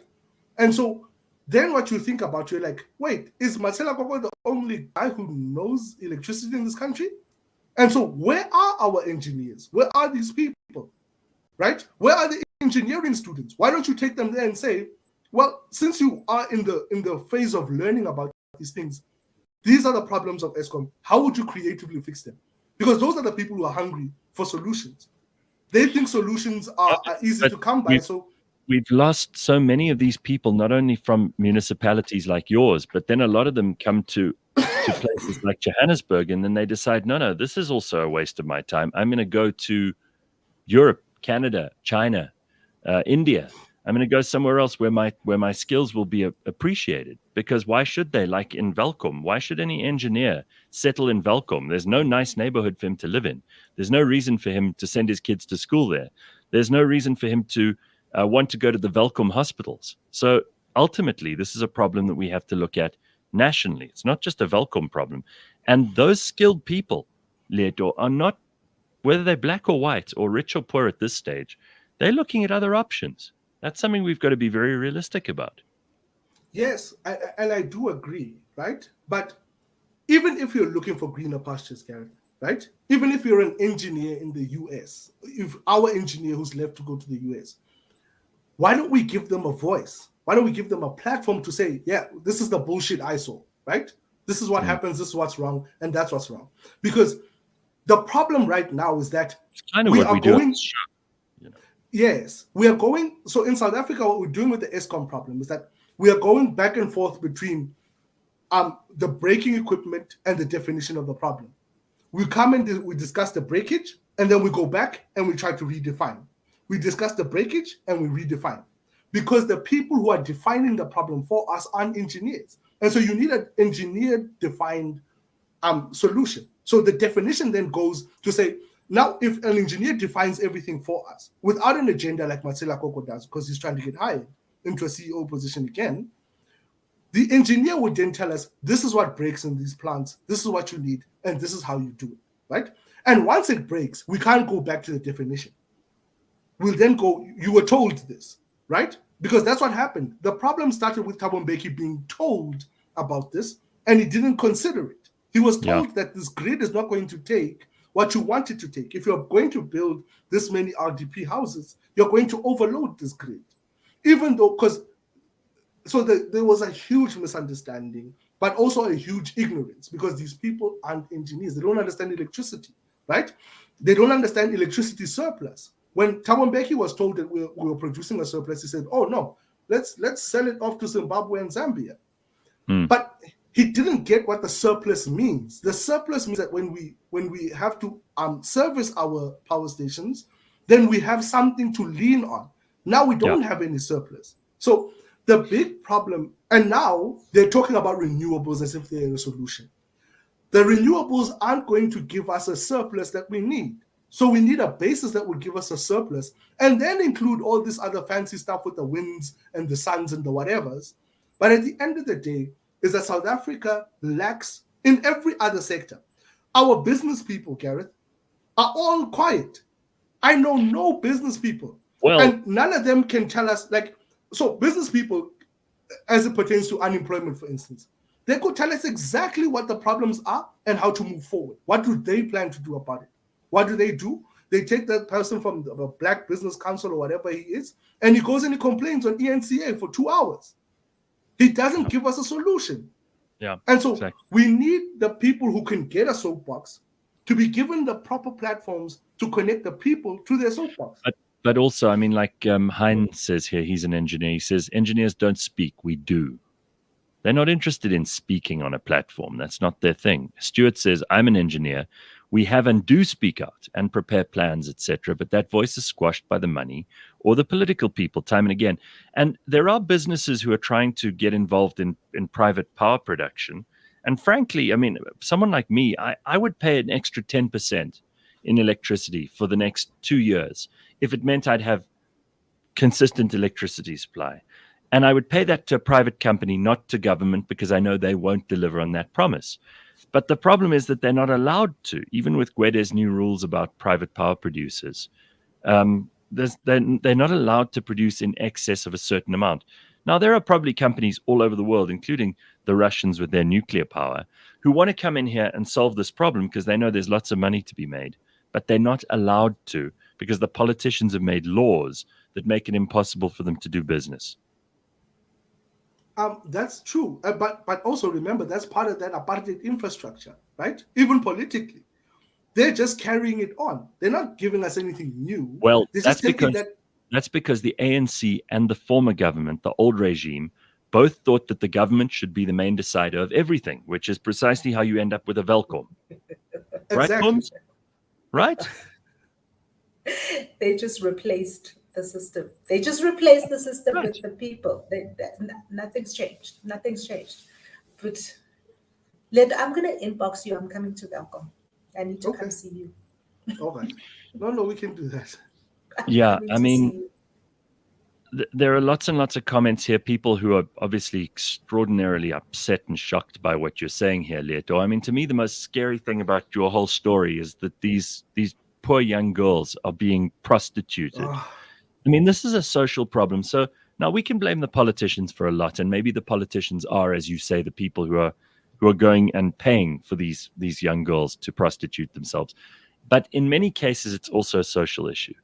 And I'm wondering about where we personally take responsible for the way we raise our children, even if we have no resources, where we personally take control of our own smaller communities, our own households, for heaven's sake. You know, That's my question about the structures of authority, right? Yes. Because that is about Oh. It's about a lot of systemic issues, right? We also have a very big. So think about who are the parents and the grandparents, today's parents and grandparents, and the time in which all of those people grew up. You know, we see lots in the work that we do. We see lots of communities where the elders in that community are people who grew up during the AIDS pandemic, so they lost a lot of the older people who taught you how to be, who gave you the moral grounding and fortitude, or even just the societal norms and values that we had. So we have a lot of people who grew up in child-headed households who were never taught how to be, how to live and thrive within a society with particular sets of norms and expectations. And those are the people who are today's elders. Those are the people who are the grandmother, who are the mother, who is destitute and kind of thinking, how am I gonna live through the next 3 days? You know, where am I gonna find the bread and the butter and the milk and the sugar, you know? Because that's how the breakdown happens, right? The people who are mothers aren't really mothers, right? I don't think any mother who was taught motherhood and the love and the kindness that comes with the teachings would have the bravery to tell their daughter, go and sell your body. Because that's what these women do. Like, I heard a woman say this, but also for the life of me, even though I'm trying to be like, you know, this person who stays, I didn't know how to act in that moment. I didn't know how to go and help this little girl whose mother is saying, either come here with a child or go. So there's an industrial area called Menis, and says, go to Menis, the truck drivers stop there and go and sell yourself. And so I didn't know how to comfort this little girl. Jesus. I also didn't know how to approach it as not a creep who might want to buy. It was so, it was cringeworthy because she didn't even do it indoors, like in the house, or no. She did it out where people could hear her. And so I think that's the hardest part societally, that we're breaking apart. But also we don't even know how to remedy the situation. Because if I go to that house and I tell that little girl, you don't have to do this, you can go to a place of safety. If I go to the mother is going to tell me, you're going to give me money. Because that child is going to bring me money with that prostitution. If she brings the child home, it's an extra grant. It's an extra SASSA grant. So what are you going to give me now with your pontification and your status as political analyst and lecturer? What are you going to do? Because those people have an immediate problem of food. Those people have an immediate problem of no clothing. And so the breakdown is allowed to happen, or is incentivized, yes. But then also, my biggest problem is the man. Is the man who probably has a daughter that age, who who thinks taking out 50 rand and giving it to their child and having sex with them is something proper. That it's something that, Yeah. you know, it breaks me apart because it's literally child prostitution. It's slavery. Which should be abominable and abhorrent to any human being. It should be. I mean, we know even in prison, like people who've abused children get the harshest treatment from the other prisoners. You know, bad people know that those are the worst among them. But it seems in some societies it's become so devolved.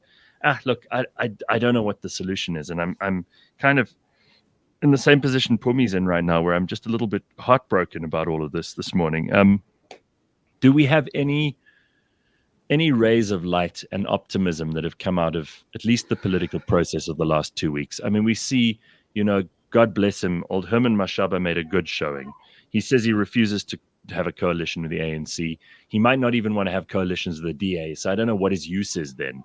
But maybe there are other things. But no, really, what use are you if you're not going to be a coalition partner to the two biggest parties? What use are you? What are you going to cobble together 700 other parties and get 20%, and then what? Sit in council and what? Just fall asleep? Like, what's your point? What are you there for? I told you this. I told you this about Herman. I told you this about Musi.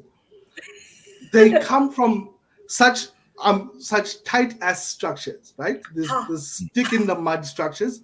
They can't survive anywhere else, so they don't understand the world outside. They're trying to build the same sort of stick in the mud environments they come from in new places, right? So I don't know what positives they are. I mean, right now, the only positives, I'll always give you this. There is no God in the machine. No one is coming to save you. The only light, the one that you're looking for, is you. If you don't become that light, we'll stay this upset every single day. I wake up every day with that I am the light, not anyone else. No one's coming to save us. Dude, that is the biggest thing that has come out of this show for me, is we have got Leetos, and we have many Leetos, and the best thing about that is we don't need 6 million Leetos. We don't need 6 million Leetos. We just need enough with the willpower, and we've got to bring us all together and fight. True. Oh, the other positive light, Gareth, is that yesterday is a year since me and you started doing anything together. The first time I went on any of your shows was last year on the 10th of November. That's worth celebrating. I'm pleased to have you back a year later. So Leeto, when you see me in your DM, don't think I'm like you're sliding. Yeah. It's just no. I would love to. I'm gonna send you a DM. Send me your number. I want to come to Welkom. Okay. I want to know how that goes. Yeah. I'd love to hear about that. We'll take pictures. We'll take videos for Gareth, and I'll show you around the place. And you know, I have been to Welkom. I've been to Welkom twice, Leeto, and both times what struck me is that the place is full of traffic circles and churches, and that people there like to fight. But now I reckon they probably No. People don't like to fight, Gareth. Tell them you were taking someone's girl. Tell them. That's why they were fighting you. That's why they were fighting you. Dude, people in civilized towns like the rest of South Africa, they don't go out to have fights with each other. It happens in Welkom. Anyway, listen. I remember the incident, Phumi. Don't let Gareth change this. Everyone in town heard about. He was at Sportsman's. It's closed now. He was at Sportsman's. Yeah, he was at Sportsman's. Was taking somebody's girl, and you know these farm boys with the short pants. Yes, sir, they wanted to eat this man alive. I didn't get it. Let me be clear. I didn't get into any fights, but I saw other people beating each other up pretty much from the moment I walked in. So there we go. And there's my load shedding just in time, 8 o'clock. All right, everybody. Leeto, well done. Amazing for standing up, absolutely, for being the fighter. and for sharing the story. There were lots of comments from other people in small towns who have similar experiences. But we can do this. I'm coming to Welkom. Yeah. We've got work that we can do with you. Leeto, thank you very much for being on the show. Also, let's keep this conversation going. And as Phumi says, she'll come and visit herself, and they do work in these kinds of environments, and she's got an eagle eye for things. So maybe Phumi can also bring some of the citizen activism that you already participate in with a bit of Joburg power. Who knows? We might be able to help each other. And by the way, it's Joburg power. I don't know if it's Joburg power. I don't know if it's Joburg power.